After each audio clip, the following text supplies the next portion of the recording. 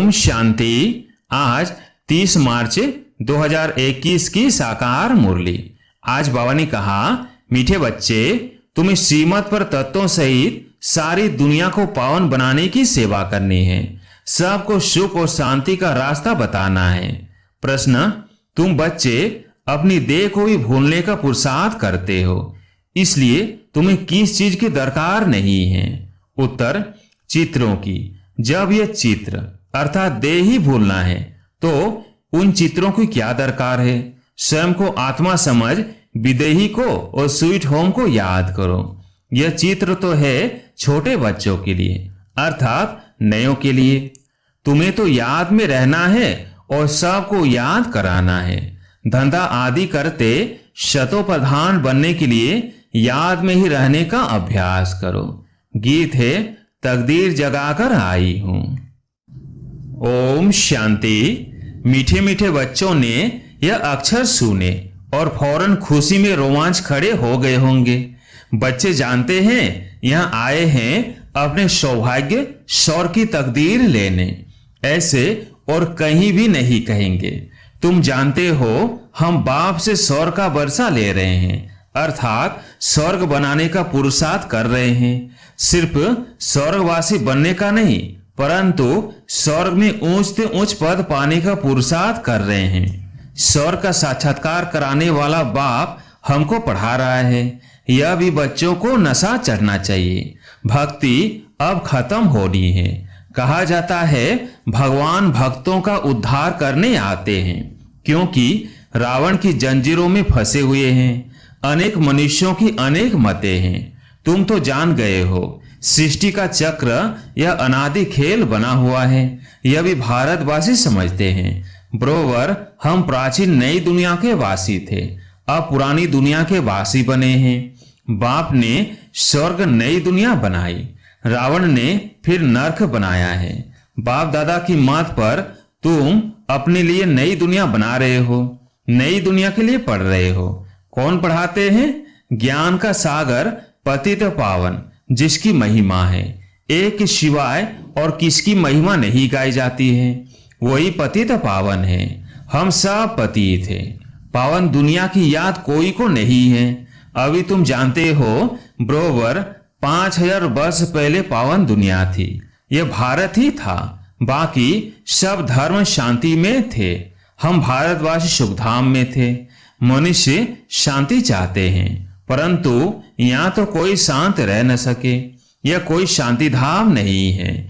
शांति धाम है निराकारी दुनिया जहां से हम आते हैं। बाकी सतयुग है सुखधाम, उसको शांति धाम नहीं कहेंगे।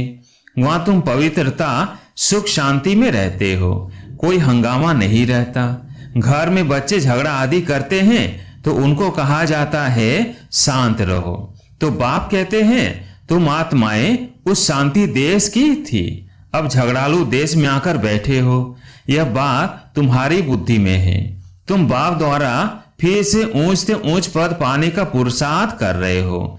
यह स्कूल कोई कम थोड़ी है, गॉड फादर की यूनिवर्सिटी है। सारी दुनिया में यह बड़े से बड़ी यूनिवर्सिटी है। इसमें सब बाप से शांति और सुख का वर्षा पाते हैं। सिवाय एक बाप के और कोई की महिमा नहीं है। ब्रह्मा की महिमा थोड़ी है। बाप ही इस समय आकर वर्षा देते हैं, फिर तो सुख ही सुख है। सुख शांति देने वाला एक बाप है, उनकी ही महिमा है।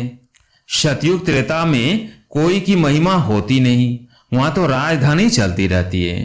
तुम वर्षा पा लेते हो, बाकी सब शांति धाम में रहते हैं। महिमा कोई की नहीं। भल क्राइस्ट धर्म स्थापन करते हैं सो तो करना ही है। धर्म स्थापन करते हैं फिर भी नीचे उतरते जाते हैं। महिमा क्या हुई? महिमा सिर्फ एक ही है, जिसको पतित पावन लिबरेटर का बुलाते हैं। ऐसे तो नहीं उनको क्राइस्ट बुद्ध आदि याद आता होगा। याद फिर भी एक को करते हैं, ओ गॉड फादर। सतयुग में तो किसकी महिमा होती नहीं। पीछे यह धर्म शुरू होता है तो बाप की महिमा गाते हैं और भक्ति शुरू होती है। ड्रामा कैसे बना हुआ है, कैसे चक्र फिरता है, तो जो बाप के बच्चे बने हैं वही जानते हैं, बाप है रचता, नई सृष्टि रचते हैं स्वर्ग, परंतु सब तो स्वर्ग में नहीं आ सकते। ड्रामा के राज को भी समझना है। बाप से सुख का वर्षा मिलता है। इस समय सब दुखी हैं, सबको वापस जाना है, फिर आएंगे सुख में। तुम बच्चों को बहुत अच्छा पाठ मिला हुआ है। जिस बाप की इतनी महिमा है वो अब आकर सम्मुख बैठे हुए हैं और बच्चों को समझाते हैं। सब बच्चे हैं ना, बाप तो एवर हैप्पी है। वास्तव में बाप के लिए यह नहीं कह सकते। अगर वो हैप्पी बने तो अनहैप्पी भी बनना पड़े। बाबा तो इन सब से न्यारा है। जो बाप की महिमा है वही इस समय तुम्हारी महिमा है। फिर भविष्य में तुम्हारी महिमा अलग होगी। जैसे बाप ज्ञान का सागर है, तुम भी हो। तुम्हारी बुद्धि में सृष्टि चक्र का ज्ञान है। जानते हो बाप सुख का सागर है, उनसे अथाह सुख मिलते हैं। इस समय तुम बाप से वर्षा ले रहे हो। बाप बच्चों को अभी श्रेष्ठ कर्म सिखला रहे हैं। जैसे यह लक्ष्मी नारायण है, इन्होंने जरूर आगे जन्म में अच्छे कर्म किए हैं जो यह पद पाया है। दुनिया में यह कोई समझते नहीं कि इन्होंने राज्य कैसे पाया। बाप कहते हैं तुम बच्चे अब यह बन रहे हो, तुम्हारी बुद्धि में यह आता है हम यह थे, फिर यह बनते हैं। बाप बैठ कर्म अकर्म विकर्म की गति समझाते हैं, जिससे हम यह बनते हैं। श्रीमत देते हैं तो श्रीमत जाननी चाहिए ना। श्रीमत से सारी दुनिया तत्व आदि सबको श्रेष्ठ बनाते हैं। सतयुग में सब श्रेष्ठ थे। वहां कुछ हंगामा व तूफान आदि होते नहीं, न जास्ती ठंडी न गर्मी, सदैव बहारी मौसम रहता है। वहां तुम कितना सुखी रहते हो। वो लोग गाते भी हैं, खुदा बहिष्ठ अथवा हेवन स्थापन करते हैं, तो उसमें ऊंच पद पाने का पुरुषार्थ करना चाहिए। हमेशा गाया जाता है फॉलो मदर फादर। बाप को याद करने से विकर्म विनाश होंगे और फिर फादर के साथ हम आत्माएं इकट्ठी जाएंगी। श्रीमत पर चलकर हर एक को रास्ता बताना है। बेहद का है स्वर्ग का रास्ता। अब तो हेल है, जरूर हेल में हेवन का वर्षा दिया होगा। अब 84 जन्म पूरे होते हैं, फिर हमको पहला जन्म स्वर्ग में लेना है। तुम्हारी एम ऑब्जेक्ट सामने खड़ी है, यह बनने का है। हम सो लक्ष्मी नारायण बनते हैं। वास्तव में इन चित्रों की दरकार नहीं है। जो कच्चे हैं घड़ी घड़ी भूल जाते हैं, इसलिए चित्र रखे जाते हैं। कोई कृष्ण का चित्र रखते हैं, कृष्ण को देखने बिगर याद नहीं कर सकते। सबकी बुद्धि में चित्र तो रहता है, तुमको कोई चित्र लगाने की दरकार नहीं है। तुम अपने को आत्मा समझते हो, तुम्हें अपना चित्र भी भूलना है। देश सहित सब संबंध भूल जाने हैं। बाप कहते हैं तुम हो आशिक एक मासूक के। मासूक बाप कहते हैं मुझे याद करते रहो तो विकर्म विनाश हो जाए। ऐसी अवस्था रहे जो शरीर जिस समय छूटे तो समझे हम इस पुरानी दुनिया को छोड़ अब बाप के पास जाते हैं। 84 जन्म पूरे हुए, अब जाना है। बाबा ने फरमान किया है मुझे याद करो। बस बाप और स्वीट होम को याद करो। बुद्धि में है कि मैं आत्मा विगत शरीर थी, फिर यहाँ पाठ बजाने के लिए शरीर धारण किया है। पाठ बजाते बजाते पतित बन पड़े हैं। यह शरीर तो है पुरानी ज्योति। आत्मा पवित्र हो रही है, शरीर पवित्र तो यहाँ मिल न सके। अब हम आत्मा जाएंगे वापिस घर। पहले प्रिंस प्रिंसेस बनेंगे, फिर स्वयंवर बाद लक्ष्मी नारायण बनेंगे। मनुष्यों को यह पता नहीं है कि राधे कृष्ण कौन है। दोनों अलग अलग राजधानी के थे, फिर उन्हों का स्वयंवर होता है। तुम बच्चों ने ध्यान में स्वयंवर देखा है। शुरू में बहुत साक्षात्कार होते थे, क्योंकि पाकिस्तान में तुमको खुशी में रखने के लिए ये सब पाठ चलते थे। पिछाड़ी में तो है ही मारा मारी, अर्थक्वेक आदि बहुत होंगी। तुमको साक्षात्कार होते रहेंगे, हर एक को मालूम पड़ जाएगा हम कौन सा पद पाएंगे। फिर जो कम पढ़े हुए होंगे वो बहुत पछताएंगे। बाप कहेंगे तुम नहीं पढ़े, न औरों को पढ़ाया, न याद में रहते थे, याद से ही शतों प्रधान बन सकते हो। पति तो पावन तो बाप ही है। वह कहते हैं मामे कम याद करो तो तुम्हारी खाद निकल जाएगी। पुरुषार्थ करना है याद की यात्रा का, धंधा आदि भल करो, कर्म तो करना ही है ना, परंतु बुद्धि का योग वहां रहे। तमो प्रधान से शतो प्रधान यहां बनना है। गृहस्थ व्यवहार में रहते हुए तुम मुझे याद करो, तभी तुम नई दुनिया के मालिक बनेंगे। बाप और कोई तकलीफ नहीं देते हैं, तुमको बहुत सहज उपाय बताते हैं। सुख धाम का मालिक बनने मामे कम याद करो। अभी तुम याद करो, बाबा भी स्टार है। मनुष्य तो समझते हैं वह सर्वशक्तिमान है, बड़ा तेजवान है। बाप कहते हैं मनुष्य सृष्टि का चैतन्य बीज रूप हूं।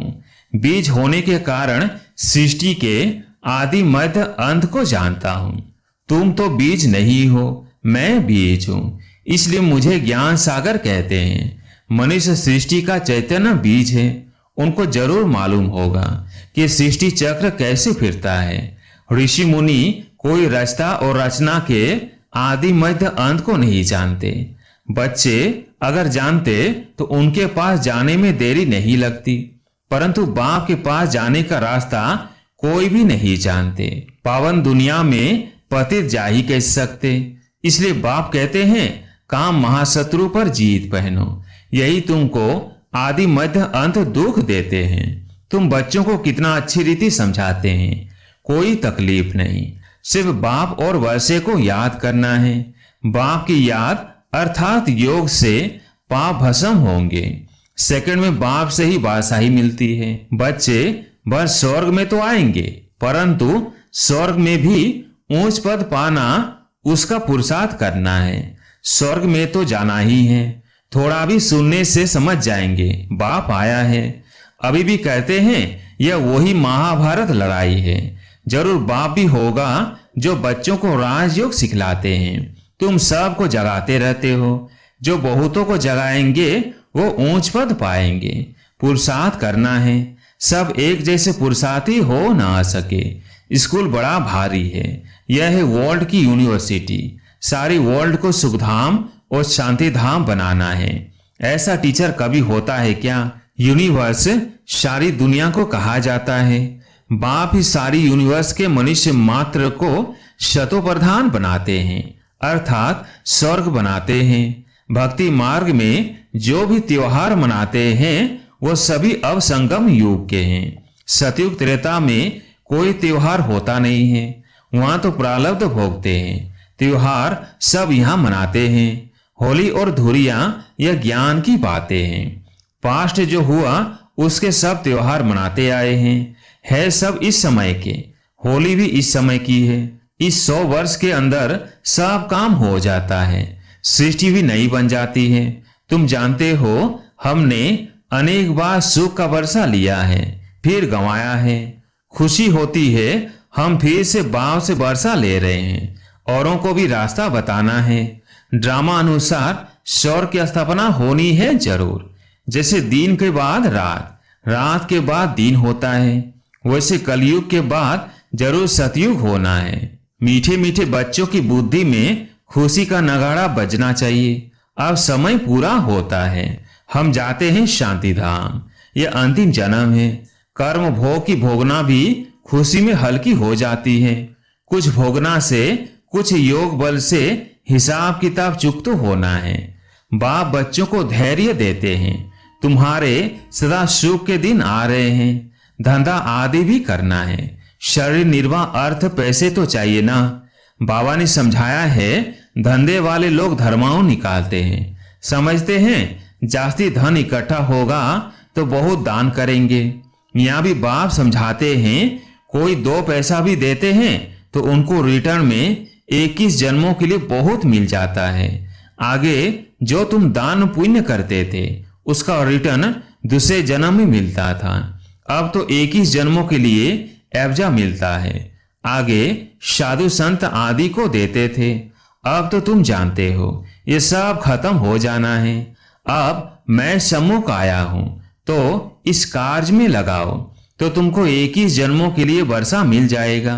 आगे तुम इनडायरेक्ट देते थे, यह है डायरेक्ट। बाकी तो तुम्हारा सब खत्म हो जाएगा। बाबा कहते रहते हैं, पैसे हैं तो सेंटर खोलते जाओ। अक्षर लिख दो, सच्ची गीता पाठशाला। भगवानुवाच मामेकम याद करो और वर्षे को याद करो। अच्छा, मीठे मीठे शिकिलदेव बच्चों प्रति माता पिता बाप दादा का याद प्यार और गुड मॉर्निंग। रूहानी बाप की रूहानी बच्चों को नमस्ते। हम रूहानी बच्चों की रूहानी बाप दादा को याद प्यार गुड मॉर्निंग नमस्ते नमस्ते। धारणा के लिए मुख्य सार। पहला पॉइंट, बाप समान महिमा योग्य बनने के लिए फॉलो फादर करना है। दूसरा पॉइंट, यह अंतिम जन्म है, अब घर जाना है, इसलिए खुशी में अंदर ही अंदर नगाड़े बजते रहें। कर्म भोग को कर्म योग से अर्थात बाप की याद से खुशी खुशी चुकतू करना है। आज प्यारे मीठे बाबा का वरदान, अपनी स्मृति की ज्योति से ब्राह्मण कुल का नाम रोशन करने वाले कुल दीपक भव। अपनी स्मृति की ज्योति से ब्राह्मण कुल का नाम रोशन करने वाले कुल दीपक भव। यह ब्राह्मण कुल सबसे बड़े से बड़ा है। इस कुल के आप सब दीपक हो। कुल दीपक अर्थात सदा अपनी स्मृति के ज्योति से ब्राह्मण कुल का नाम रोशन करने वाले। अखंड ज्योति अर्थात सदा स्मृति स्वरूप और समर्थी स्वरूप। यदि स्मृति रहे कि मैं मास्टर सर्वशक्तिमान हूं, तो समर्थ स्वरूप स्वतः रहेंगे। इस अखंड ज्योति का यादगार आपके जड़ चित्रों के आगे अखंड ज्योति जगाते हैं। स्लोगन, जो सर्व आत्माओं के प्रति शुद्ध संकल्प रखते हैं वही वरदानी मूर्त है। जो सर्व आत्माओं के प्रति शुद्ध संकल्प रखते हैं वही वरदानी मूर्त है। अच्छा, ओम शांति।